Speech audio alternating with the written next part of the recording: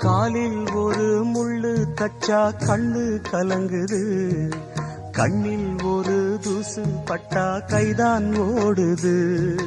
சேவல் அன்று கோடு கிழிச்சு வேலி போட்டது, வேலி தாண்டி கோழி போக வேளை வந்தது. அக்கம் பக்கம் யாரும் இல்ல, ஆபத்துக்கு பாவம் இல்ல, பாசத்துக்கு சட்டம் இல்ல, மீறுவது குத்தம் இல்ல.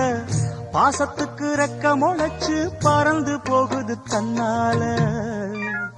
சம்சாரம் அது மின்சாரம், சம்சாரம் அது மின்சாரம்.